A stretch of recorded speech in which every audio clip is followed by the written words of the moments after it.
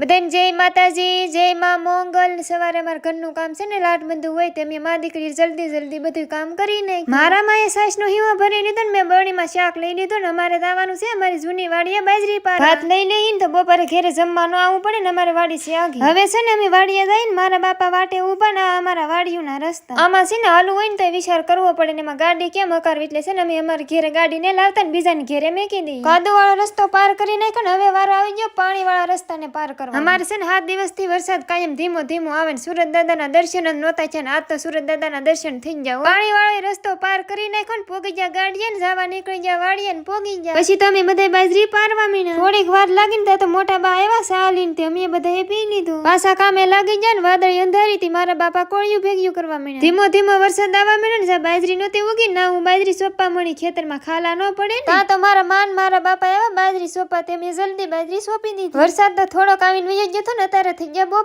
બપોરા કરવા બેઠા ને મેં તો ઠેલી માલી બરણી શાક ની બાર લીધી ને તો એમાં કીડ્યું ખાલી છે ને બરણી ની ઉપર જ કીડ્યું હોચ્યું ને શાકમાં કીડ્યું હોચ્યું ને રોટલામાં તો હોચ્યું તેક મેં છે ને કાઢી નાખી। વાડી આવીને તો ક્યારેક ભાતમાં કીડ્યું સડી જાય ને કામ કરતા હોય ને તો ભૂખે એટલી લાગેલી। મારા બાપા વયા ગયા ઘેરે ગા માતાને નીરવાનું હોય પાણી પાવાનું હોય તો એકને તો ઘેરે રહેવું પડે ને। હવે અમે કામ કરવા મળી ને હાંજનો ટાઈમ છો ને મોટા બા એવા સાલીને તે અમે બધા એ પી લીધું। હાંસ પડી ગઈ ને અમે જઈ ઘેરે મેં ધોઈ નાખ્યા કપડા ને મારા માએ કાળીને દોઈ લીધી ને બાજરાના રોટલા બનાવી નાખ્યા। પછી તો મેં બનાવી નાખી દહીં તીખારી ને હારું લ્યો અમે બધા વાળું કરી લઈએ ને તમને બધાને જય માતાજી।